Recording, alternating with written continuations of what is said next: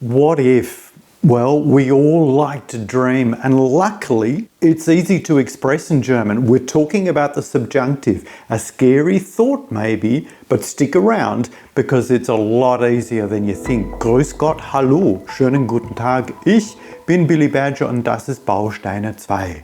Herzlich willkommen.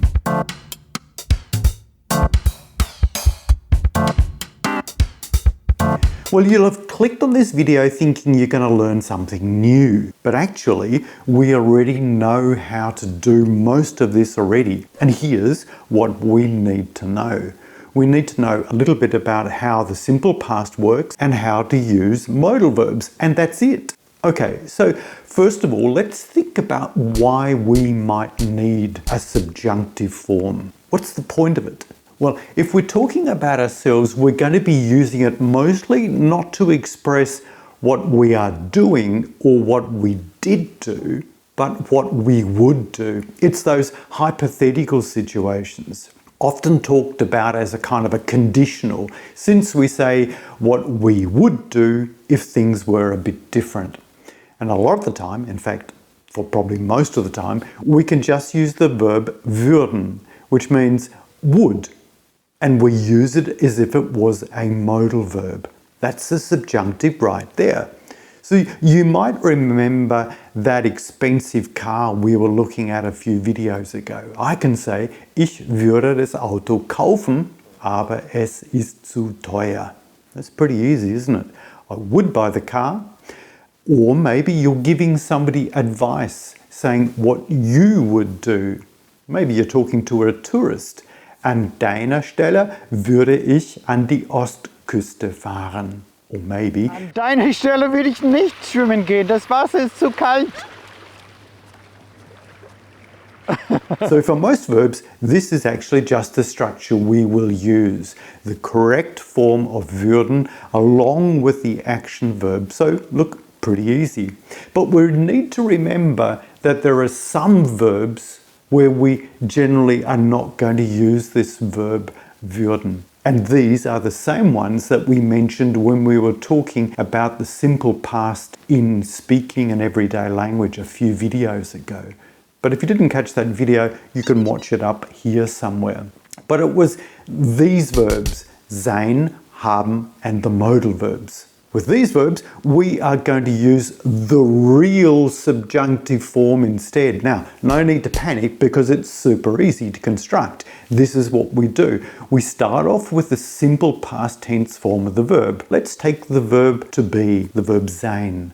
Now, I'm going to be talking about myself here, so I'll use the ich form. Once we've got that, we need at most these two things, an I and an umlaut, and sometimes actually not even that. So we will add the I onto the end of ich war and the umlaut on top of the vowel, and we are done. This leaves us with ich wäre, which is the equivalent of I would be. So look, that's kind of nice, isn't it? We've got the equivalent of two verbs, would be, all wrapped up in one German verb, wäre. And here's me at the beach considering a swim. Ich würde schwimmen gehen, wenn das Wasser nicht so kalt wäre. Ich würde schwimmen gehen, wenn das Wasser nicht so kalt wäre. I'd go for a swim if the water wasn't so cold. And of course our verb is at the end because we're using wenn, that subordinating conjunction that we learned a couple of weeks ago in this video. Let's look at another example, the verb haben. Our simple past tense form is ich hatte. So let's put some dots on, and since we've already got an E on the end, we don't need to bother with another one. This leaves us with ich hätte, which is of course the equivalent of I would have. And again, both verbs are expressed in just the one verb. Hätte means would have. This gives us an opportunity to come up with sentences like these. Es wäre schön, wenn ich ein neues Auto hätte. Hypothetical situation because I neither have a new car nor is it particularly nice because, well, I don't have a new car. And we can do the same things with our modal verbs. Let's do them all at once. We'll start off with them in the simple past. Then, since all of them already have an E on the end, we don't need to bother with that. And we're only going to add an umlaut if the verb has one in the infinitive form in the first place. So here then are the subjunctive forms of our modals, which we can now use. I can rephrase maybe my last sentence and say, es wäre schön, wenn ich mir ein neues Auto leisten könnte. It would be nice if I could afford a new car. Or maybe, ich könnte Klavier spielen, wenn ich nur üben würde. So the subtext here is, I don't practice, but if I did, I would be able to play. Let's try a different one. Ich müsste üben, wenn ich besser spielen wollte. I would have to practice if I wanted to play better. And you notice here that the subjunctive form of wollen, our verb to want, is exactly the same as the simple past tense form. And this is actually the same in English too, because we used wanted in both cases, past tense and subjunctive. Now, we can do much the same with the other modal verbs, but instead of looking at them, let's have a think about word order. We can, of course, start with our if clause instead, our wenn clause. Wenn ich mehr Zeit hätte, würde ich dieses Buch fertig lesen. Well, this is an interesting one, isn't it? Because the verb is exactly where we expect to be after wenn, right at the end. And then we've got a comma, and our next word is another verb. Now, you might be thinking to yourself, why? Because you might think that in this clause, the verb needs to be in the second spot. But actually it kind of is in the second spot, because if we consider this as a whole sentence, then the first clause is seen as the first element. And with it, as the first element, our verb is right there in the second position where it should be. Let's look at some more examples before this video gets too long.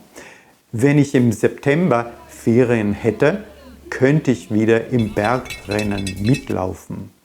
Here we've got the same structure again, verbs in the same position.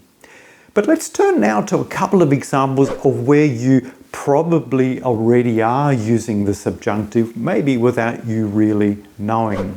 If you're ordering something in a restaurant, you might well say, die Suppe hätte ich gern, using the subjunctive form of haben. Ich hätte die Suppe gern just means that you would like to have the soup. Or perhaps you occasionally say things like, ich möchte die Suppe, where we are using the subjunctive form of the verb mögen. And employing wishful thinking, we might say something like, ich wünschte, ich hätte ein bisschen mehr Geld. Ich wünschte, ich könnte wieder mitmachen. Ich wünschte, ich wäre in Österreich. So hopefully what you're seeing is that the subjunctive is actually pretty easy. But it's only easy if you already know how to use modal verbs, the simple past, and the subordinating conjunctions. And I've got videos on each of those. So if you're unsure, you'll find the links down in the description. And of course, there's heaps more information in your textbook Bausteine zwei. So I really do recommend that you check out the explanations, the examples, and most of all the exercises in your textbook. And there's a good chance you'll be an expert in no time at all. Also das war's dann für heute und auch für dieses Video. Ich wünsche Ihnen eine schöne Woche und weiterhin viel Spaß mit der deutschen Sprache. Und wenn Sie Fragen haben, melden Sie sich einfach.